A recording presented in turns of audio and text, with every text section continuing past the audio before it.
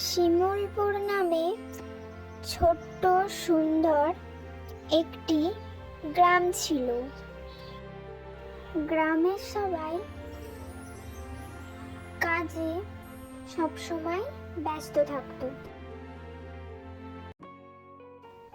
সেই গ্রামে থাকতো দুষ্টু কিন্তু বুদ্ধিমান এক ছেলে, নাম তার গোপাল।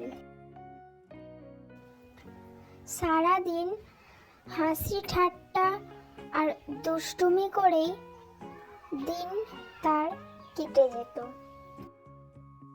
একদিন গোপাল কলা বাগানে গিয়ে দেখে গাছে কত পাকা কলা।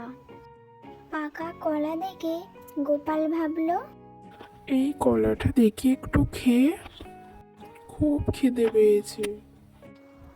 এই বলে গোপাল কলা গাছ থেকে একটি কলা পারল। গোপাল কলাটা পেড়ে হাতে নিতেই একটা গম্ভীর আওয়াজ শুনতে পেল। হে গোপাল, এই কলা জাদুর কলা, যে খাবে তার 3টে ইচ্ছা পূরণ হবে। সেই কথা শুনে গোপাল তো খুব ভয় পেয়ে যায়। তারপর ভাবে, সত্যি 3টে ইচ্ছা পূরণ হবে? তারপর জাদুকর গোপালকে বলে, হ্যাঁ সত্যি, কিন্তু যা চাইবে সাবধানে চাইবে। এবার তুমি বলো কি চাও। জাদুকরের কথা শুনে গোপাল ভাবলো, গ্রামে তো খেলাধুলার সেভাবে জায়গা নেই, হোক একটা বড় মাঠ। গোপালের ভাবনা শেষ হতে না হতেই বিশাল বড় একটা খেলার মাঠ হয়ে গেল। তারপর জাদুকর আবার বলল, হে গোপাল, এবার বলো তোমার দ্বিতীয় ইচ্ছা কি।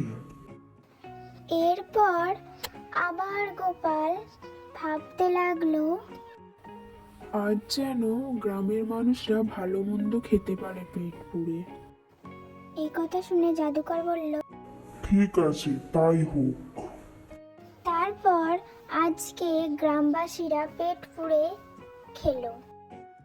এরপর জাদুকর গোপালকে বলল, হে গোপাল, এবার তোমার শেষ ইচ্ছা বলো। তখন গোপাল জাদুকরকে হাসি মুখে বলে, আমার শেষ ইচ্ছা যেন শিমুলপুর গ্রামের সব সময় হাসি আর বন্ধুত্বে ভরা থাকে। জাদুকর বলে, ঠিক আছে, তাই হোক। এই বলে জাদুকর গোপালের হাতে কলাটা দিয়ে বলে, এই নাও গোপাল, কলাটা রেখে দাও তোমার কাছে। যখন গ্রামের মানুষ হাসতে ভুলে যাবে, তখন এই কলাটা এক কামড় খেলে সব ঠিক হয়ে যাবে। এই বলে জাদুকর গোপালের হাতে কলাটা দিয়ে দেয়। তারপর গোপাল কলাটা নিয়ে বাড়ির দিকে রওনা দেয়।